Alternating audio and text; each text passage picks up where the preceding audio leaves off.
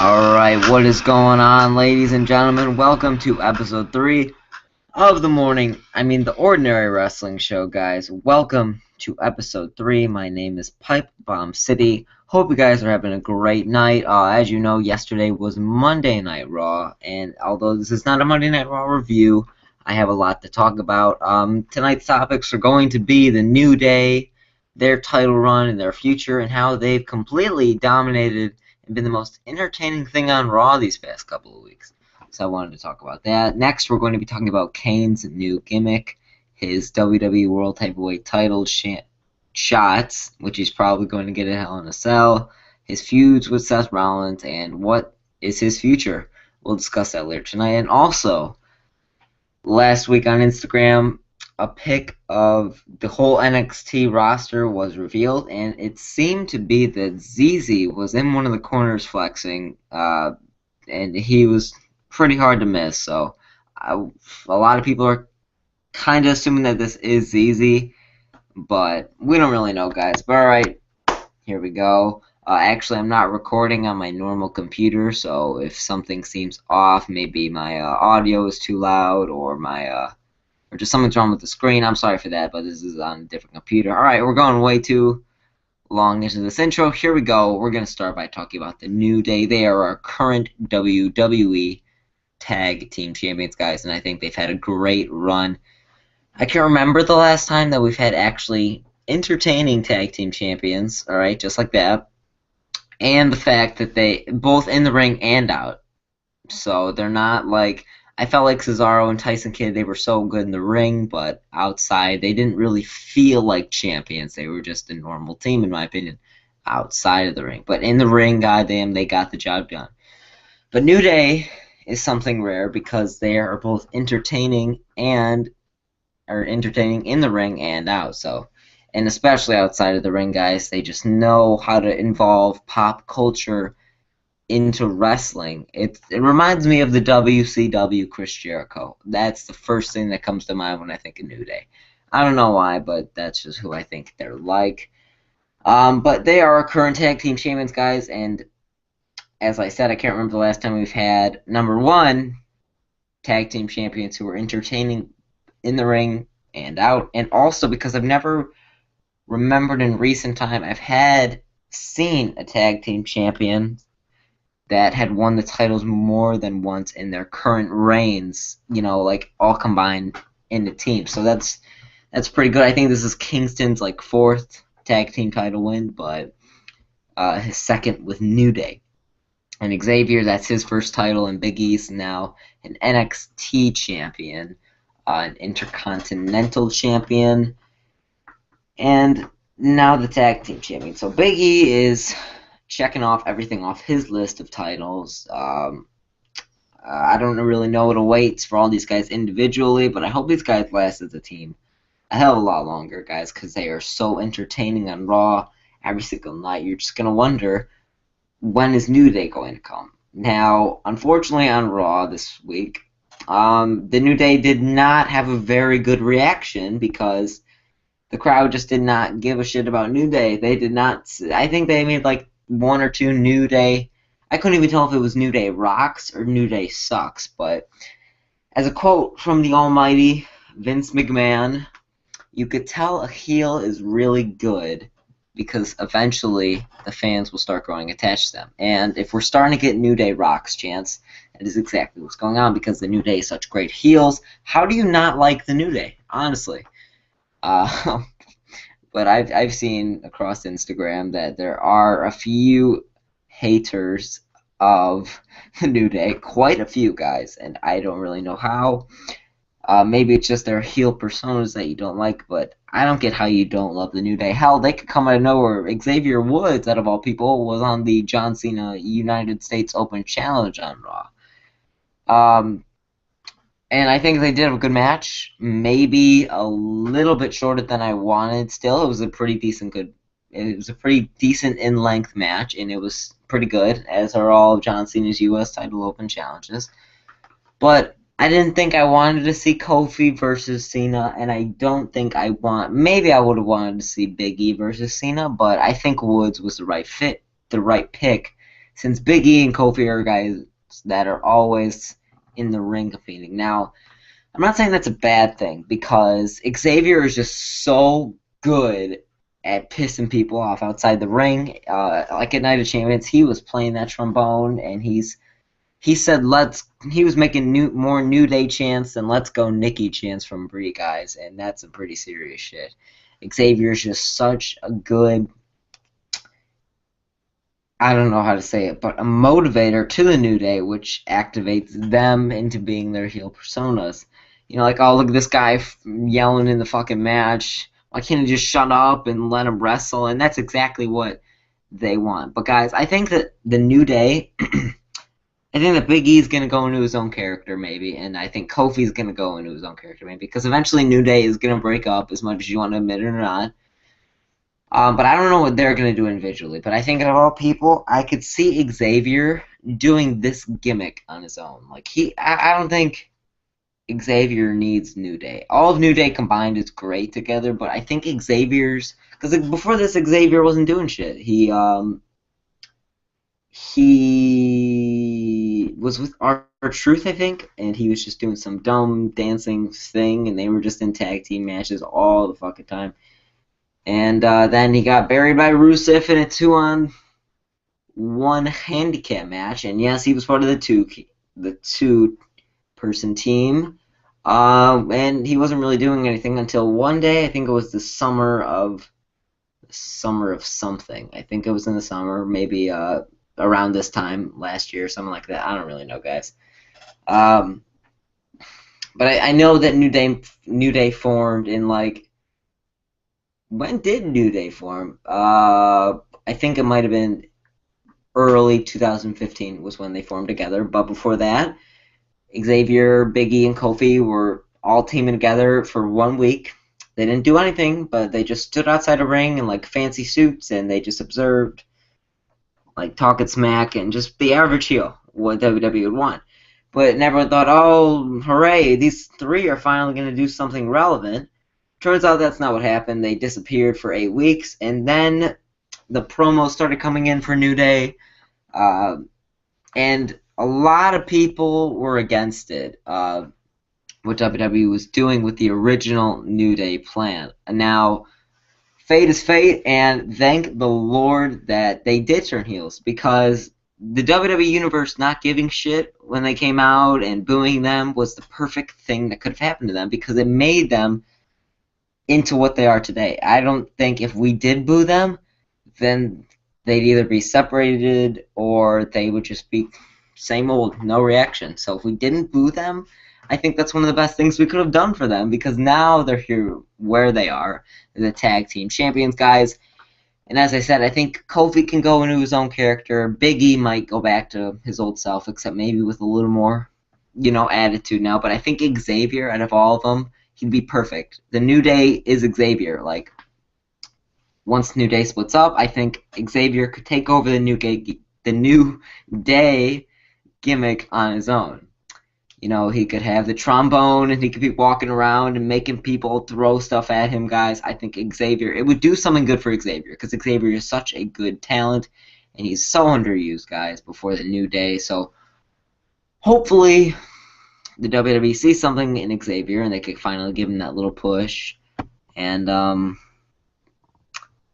I think that's what they need. I think that's what Xavier needs. I think that's what the WWE needs, a new, fresh, young heel. Alright. I think that's all I got to say about New Day, guys. But overall, to sum it up, great champions.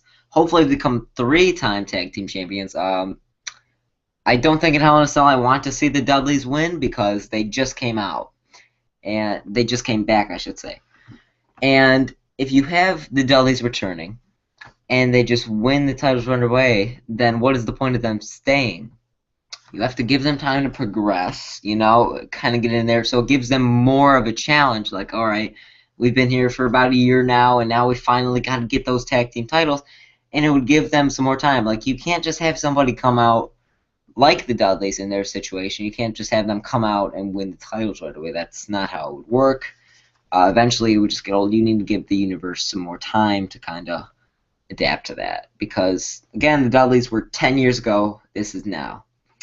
And I'm not making fun of anybody. I'm not trying to be a dick. If you didn't watch WWE back then, alright, that's fine, man. But some people aren't familiar with the Dudleys, so I think if you give them more time to take the titles from New Day, that'd be great. But I think the New Day is great champions. Hopefully they start winning the titles more and more and more and more. I was really hoping that Xavier... I'm fine with Cena being U.S. champ, guys, but I was rooting for Xavier because that's what I wanted Bray Wyatt and Eric Rowan and Luke Harper to do back in Money in the Bank 2014. I thought Bray Wyatt would be WWE World Champ, and Rowan and Harper would be tag team champions, but that's not how it worked. And I thought Xavier would be U.S. champ, and they'd be tag team champs. But hey, it didn't work out, but whatever. I'm still happy with how things ended at the end of the night. All right, up next, guys. We're going to be talking about Kane, but let me just say right now, guys, be sure to check out my Instagram. It is instagram.com/pipebombsteady. Be sure to check that out, guys. Let's hit 10 subscribers pretty soon, guys. I started YouTube about, like, 2 days ago, and I already got 7 subscribers. Very happy about that. Be sure to subscribe to my channel. Be sure to leave a like. And here we go. We're going to be talking about Kane's new gimmick. Now, before Kane had this new gimmick, I hate Kane. I hated Kane. I absolutely hated Kane. A lot of people didn't like Big Show more than Kane, but Kane just pissed me off beyond belief. I think it was... I've never really had a problem with Kane until he started becoming relevant. Now, I feel bad for saying that, but I didn't mind Kane until he did start becoming relevant because he was interfering all the fucking time. We all know this. He was bland. Nobody knew what was going on, and it was just so confusing. But now we're in a state where no one knows what's going on, but it's good because Kane's new gimmick is that he has split personalities. Now, this has been done before in different rivalries way back in the past, but still, this is something new, this is something fresh for now. I think it's what we needed for Kane because Kane has gone from being single-handedly the most hated person in WWE to now I've been seeing everyone on Instagram, everyone like, oh, Kane should be World Heavyweight Champion, the WWE World Heavyweight Champion. Now, I'm not saying that's bad because Kane has had a long career and I did hate Kane. I think ever since he interfered in the Money in the Bank 2014 match and helped Rollins win. Nothing against Rollins, nothing against how the match ended. I'm just saying, I think ever since that point, I've just had such a disgust for Kane. But I think now that he's starting to do things, and now I think it's the funniest thing. I really do. When Kane's just all smiley and cheery, and it's just the gullible kind. It's the suck-ass director of operations trying to be nice to everyone he sees, but secretly he has this split personality of Demon Kane that's still inside of him and wants to kill Seth Rollins. That I think it's just the funniest thing when he's Corporate Kane, and I think it's the most badass thing when he goes back into the Demon Kane. When he came out of that ambulance, I didn't know what was going on at first, and then you see the red coming through the glass and smoke coming out. I didn't know how the crowd could see that on that Titantron, and I couldn't see it on my huge-ass TV. But apparently everyone saw it, and then I started to realize what was going on. And how the hell did Kane change that fast? That was the first thing I thought. Really, the first thing I thought was, how the hell did he change into Corporate Kane and the Demon Kane that fast? Not WWE story-wise. I'm saying outfit-wise. I don't know how. Maybe he had stuff underneath, but still, taking off a whole suit, putting on the mask, and all that stuff. It's props to Kane for changing his outfit in under 30 seconds. So, I don't know, guys, but I thought it was just the most badass thing. So you can have a mix of comedy. You can have a mix of pure badassery, guys, all into one. So I love what Kane's doing right now. I think it's great. Hopefully he doesn't go back to how he was before. Maybe Kane... Now, this is where I'm confused because I don't know if WWE is going to let Kane win the WWE World Heavyweight title at Hell in a Cell, or maybe Survivor Series or something like that. But we all know that they're eventually going to have a WWE World Heavyweight title match. Again, my problem with Kane was that he was getting involved, and my biggest problem was that the guy was just too old in the ring, and I just didn't enjoy Kane in the ring. I really despised Kane's matches. I hated it because he'd be in so goddamn many matches, but they just weren't entertaining for me. I couldn't. You could have my favorite superstar. You could have two of them. You could have three of them all in one match with Kane, and I just wouldn't enjoy it because Kane's matches for me just aren't enjoyable. Reigns versus Kane, I'd never watch it. Ambrose versus Kane, I'd never watch it. CM Punk versus Kane, I'd never watch it. Owens versus Kane, I'd never watch it because I just don't believe that Kane is entertaining in the ring. Now we'll find out because I don't think he's had a match yet since his return, so maybe he can get the dust off his boots and his mask, whatever. And he can finally start, kicking some ass in the ring. I'd really like to see that because that's my biggest problem with Kane. The guy is just, I don't like his matches in the ring. Now, I'm not trying to offend any Kane fans because I'm starting to slip into liking Kane a little bit now, breaking from my shell, but I hope Kane can impress me in the ring because if not, I think the guy might be WWE World Heavyweight Champion. Now, on the other side of this, you had Nikki Bella defeat AJ Lee's longest Divas title reign. Now, that concerns me because pretty sure WWE hated CM Punk a lot more than they hated AJ Lee. And I think they just had this huge dislike for Punk, and I'm guessing that maybe they're just going to have Rollins beat CM Punk's record. Now, the thing is that CM Punk is not the #1 longest reigning WWE World Heavyweight Champion ever. He's not. He was the longest reigning for the past 25 years. Now, yes, that is impressive, guys, but still, you got to consider that he wasn't #1, wasn't #2, was not #3, 4, or 5. I think he was #6 of all time. I don't see why that record needs to be passed because I love Rollins. Rollins is amazing, but the thing is that they've just made his title reign kind of a joke. Like, he's gotten one good win, I think.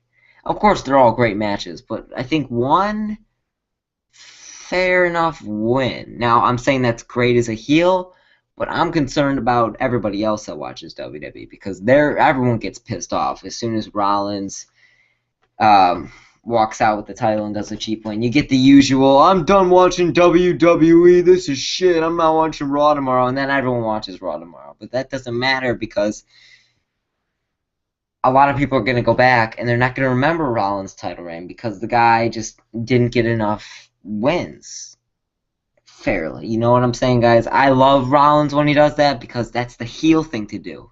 Back then in the Attitude Era, that would be what people loved, but this is the reality era, and that doesn't work anymore because now if anybody gets a cheap win, you got over 100,000 people complaining about it because they just won't accept it. I think that's good for Rollins, but I came here to talk about Kane, and the reason I'm bringing up all this about Rollins and passing CM Punk is because that's why I think Rollins has a chance of winning because they might want him to pass CM Punk's reign. Now, I don't think Rollins passing Punk will do anything.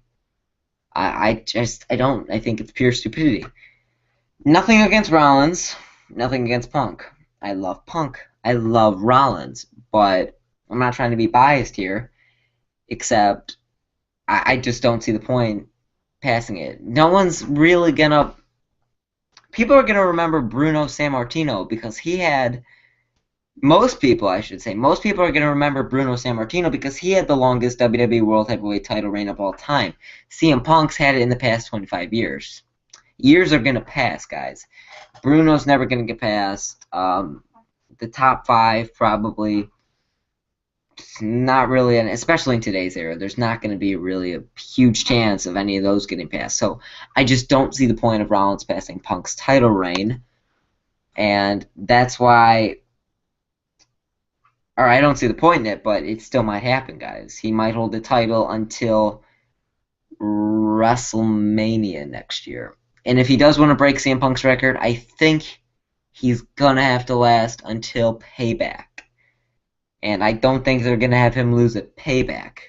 So maybe his reign would either end earlier at WrestleMania 32, Maybe it's just some random pay-per-view. Maybe it's SummerSlam. So then he could definitely beat Punk's record. But I just don't see the point. But that's why I'm kind of torn here, because I don't know if Kane's going to win or Rollins are going to win. Because Kane, he's getting all this new momentum and he's getting over. On the other side, you have Rollins, who WWE might be wanting to pass CM Punk's title reign. So that's where I'm confused, guys.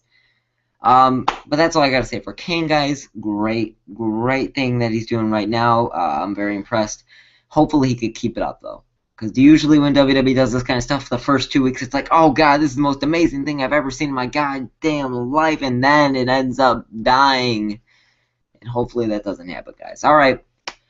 My final topic I wanted to talk for tonight is going to be ZZ. Now, real quick, guys, if you haven't checked out my Instagram, it is instagram.com/pipebombcity. Be sure to subscribe to my YouTube channel, Pipebomb City, guys. I'd really appreciate it. And now we're going to be finally talking about ZZ. Now, ZZ, as you know, was one of the quote-unquote fan favorites for Tough Enough. I was never, not to be rude to ZZ, not to be rude, because I know you got a lot of ZZ fans out there.